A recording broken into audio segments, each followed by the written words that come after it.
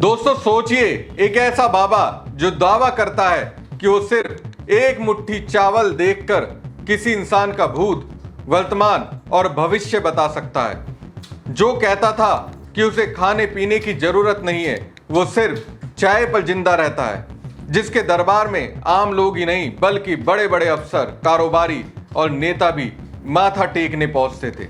लेकिन फिर अचानक कहानी पलट गई। जो बाबा लोगों की किस्मत पढ़ने का दावा करता था, वो अपनी किस्मत नहीं पढ़ पाया। जो दूसरों का भविष्य बताता था, वो अपना भविष्य ही नहीं देख सका। और आज वही बाबा जेल की सलाखों के पीछे है। आखिर कौन है छत्तीसगढ़ का चर्चित चावल वाला बाबा? कैसे एक साधारण प्रवचनकर्ता लाखों लोगों की आस्था का केंद्र बन गया? लोग उसके सामने चावल की मुट्ठी लेकर क्यों पहुंचते थे? और आखिर ऐसा क्या हुआ कि चमत्कारों का दावा करने वाला बाबा आज गंभीर आरोप में जेल की हवा खा रहा है?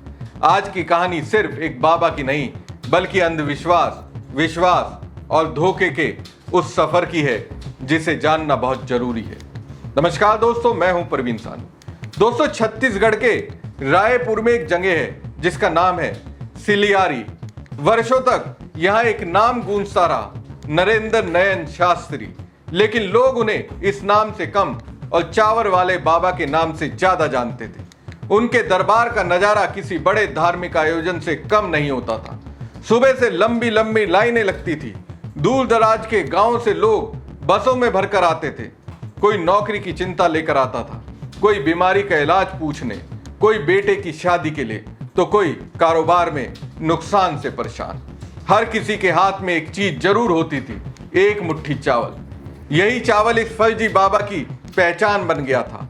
कहा जाता है कि बाबा उस चावल को देखते ही इंसान के जीवन का पूरा लेखा जोखा बता देता था। कौन सी परेशानी है, किस ग्रह का असर है, आगे क्या होने वाला है, किस काम में सफलता मिलेगी, किससे सावधान रहना चाहिए। लोग हैरान रह जाते थे। धीरे धीरे ये चर्चा पूरे छत्तीसगढ़ में फैल गई कि सिलियारी में एक ऐसा बाबा है जिसके पास अद्भुत शक्तियां हैं। यहीं से शुरू हुई एक ऐसी कहानी जिसने हजारों लोगों को अपनी ओर खींच लिया। लेकिन दोस्तों, सिर्फ चावल पढ़ने का दावा ही उनकी पहचान नहीं था। उनके बारे में एक और बात बड़े जोर शोर से फैलाई जाती थी। कहा जाता था कि ये फर्जी बाबा अन्न नहीं खाता, पानी नहीं पीता, वो सिर्फ चाय पीकर जीवित रहता है। बस यही बात लोगों को और ज्यादा चमत्कारी लगने लगी। कई लोग कहते हैं कि ऐसा साधारण इंसान नहीं कर सकता, जरूर इनके पास कोई दिव्य शक्ति होगी। इसी वजह से उन्हें कई लोग चाय वाला बाबा भी कहने लगे। हालांकि बाद में बताया गया कि स्वास्थ्य संबंधी समस्याओं और डॉक्टरों की सलाह के बाद उन्होंने भोजन करना शुरू कर दिया। लेकिन तब तक उनकी छवि बन चुकी थी। उनके भक्त लगातार बढ़ते चले जा रहे थे। कई प्रभावशाली लोग भी उनके दरबार पहुंचने लगे। स्थानीय लोगों के बीच यह विश्वास बैठ गया कि अगर जीवन में कोई बड़ी परेशानी है तो उसका समाधान चावल वाले बाबा के पास जरूर मिलेगा। और जब किसी व्यक्ति के बारे में धारणा बन जाती है कि उसके पास अलौकिक शक्तियां हैं, तब लोग सवाल पूछना भी बंद कर देते हैं। यहीं से किसी भी व्यक्ति का प्रभाव बहुत तेजी से बढ़ता है। समय बीतता गया। इस फर्जी बाबा का नाम सिर्फ धार्मिक आयोजनों तक सीमित नहीं रहा, वो भविष्यवाणी भी करने लगा। कभी चुनाव की बातें, कभी नेताओं के भविष्य की बातें, कभी सरकार बदलने की बातें। यहां तक कि उसने दावा यहां तक किया कि छत्तीसगढ़ में मुख्यमंत्री बदल जाएगा। कई बार वो ये भी कहते थे कि किस विधानसभा सीट से कौन उम्मीदवार जीतेगा और कितने वोटों से जीतेगा। ऐसे दावे सोशल मीडिया पर भी चर्चा का विषय बनने लगे। लोग उनके हर बयान को गंभीरता से लेने लगे। कई लोग उनकी भविष्यवाणियों को सच मानने लगे, तो कई लोग इन्हें महज प्रचार बता रहे। लेकिन एक बात तय थी, चावल वाले बाबा का प्रभाव लगातार बढ़ रहा था। उनके प्रवचनों में भीड़ उमड़ती थी। उनके समर्थक उन्हें चमत्कारी संत बताते थे। और शायद यही वजह थी कि उनका नाम पूरे प्रदेश में चर्चा का विषय बन चुका था।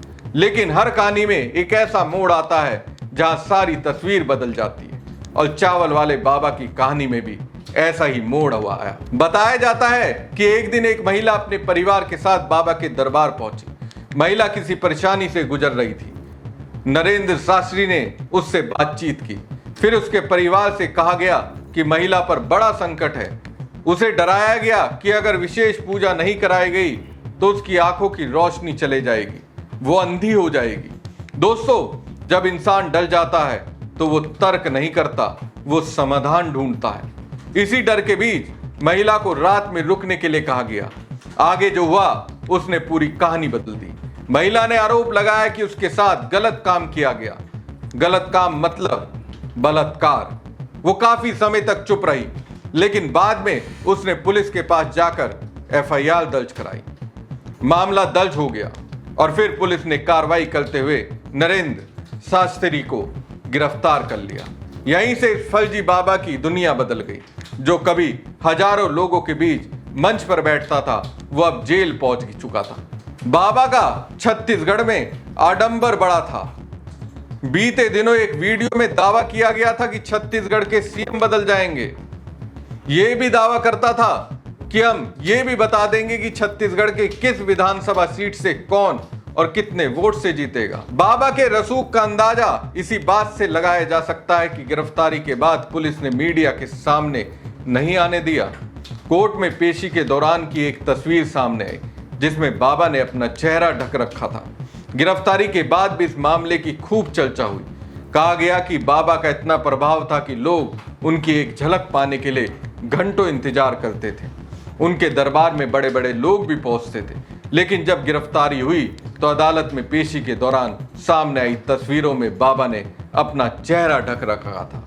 लेकिन जब गिरफ्तारी हुई तो अदालत में पेशी के दौरान सामने आई तस्वीरों में बाबा ने अपना चेहरा छुपा रखा था। आज नरेंद्र नयन शास्त्री महासमुंद सेंट्रल जेल में बंद है और उन पर दर्ज मामलों की कानूनी प्रक्रिया चल रही है। इस पूरे मामले ने एक बड़ा सवाल खड़ा कर दिया।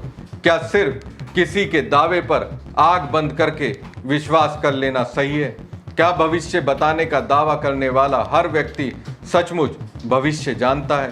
क्या डर के माहौल में लिया गया फैसला इंसान को गलत दिशा में ले जा सकता है? इन सवालों के जवाब सिर्फ इस एक मामले तक सीमित नहीं है। देश के अलग अलग हिस्सों में समय समय पर ऐसे कई मामले सामने आते रहे जहां चमत्कार, भविष्यवाणी या विशेष शक्तियों के दावों ने लोगों को अपनी ओर खींचा है, लेकिन बाद में गंभीर आरोप भी सामने आए हैं। इसलिए आस्था व्यक्तिगत विषय हो सकती है, लेकिन किसी भी असाधारण दावे को बिना जांचे परखे सच मान लेना जोखिम भरा हो सकता है। तो दोस्तों, एक समय था जब लोग कहते थे कि चावल वाले बाबा दूसरों का भविष्य पढ़ लेते हैं, लेकिन आज सबसे बड़ा सवाल यही है, अगर उन्हें सचमुच भविष्य दिखाई देता था तो क्या उन्हें अपना भविष्य नहीं दिखा?